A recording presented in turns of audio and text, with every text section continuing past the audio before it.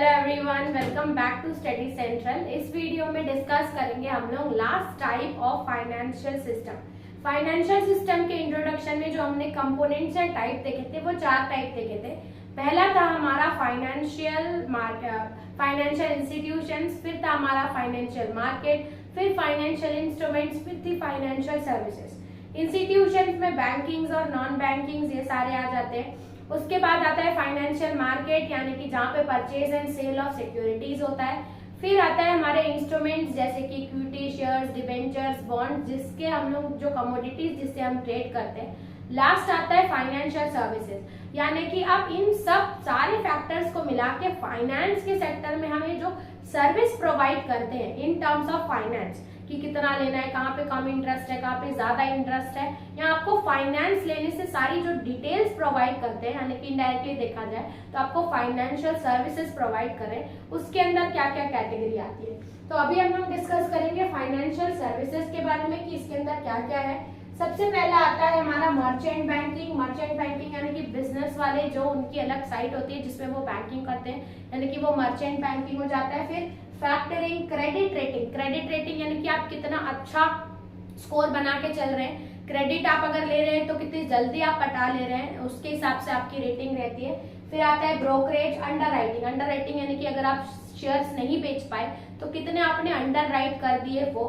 उसके बाद आता है स्टॉक होल्डिंग, कि आपने कैसे स्टॉक को होल्ड करके रखा है, कितने सेल हो रहे हैं, कितने परचेज हो रहे हैं। रीफाइनेंसिंग, कि कैसे आप उसको फिर से रीफाइनेंस करवा रहे हैं।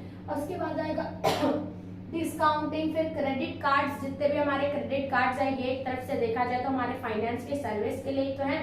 फिर पोर्टफोलियो, फिर ये लोन भी सर्विसेज के अंदर ही आते हैं, क्योंकि आपको फाइनेंस सर्विस दे रहा है ना लोन इन टर्म्स ऑफ देखा जाए तो। फिर लीजिंग, अगर लीज कर रहे हो अपने कोई भी प्रॉपर्टी को या लैंड को उसको। फिर आता है फंड ट्रांसफर, जो आप ट्रांसफर कर रहे हो यानी कि एक जगह से दूसरी जगह, तो ये भी एक काइंड ऑफ सर्विस है। फिर सेफ डिपॉजिट वॉल्स, डिपॉजिटरीज, जितने भी फंक्शंस है वो। उसके बाद मार्केट मेकिंग, कस्टोडियल सर्विसेज।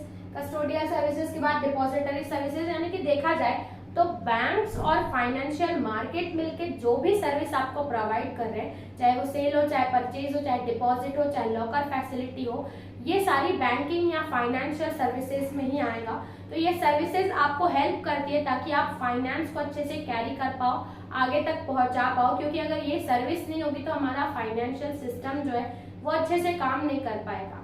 तो इसी तरीके से ये वाला टॉपिक होता है यहीं पे ही खत्म। इसके बाद नेक्स्ट वीडियो में चलते हैं और देखते हैं नेक्स्ट टॉपिक। इसकी पूरी प्लेलिस्ट में ना प्लेलिस्ट का जो लिंक है मैंने डिस्क्रिप्शन में दे दिया है, आप इस चैप्टर या इस बुक की प्लेलिस्ट जाके चेक कर सकते हैं। और अगर आपको वीडियो पसंद आई हो तो don't forget to subscribe the channel. चलते हैं नेक्स्ट वीडियो में, देखते हैं इस चैप्टर का नेक्स्ट टॉपिक। तब तक के लिए थैंक्स फॉर वॉचिंग।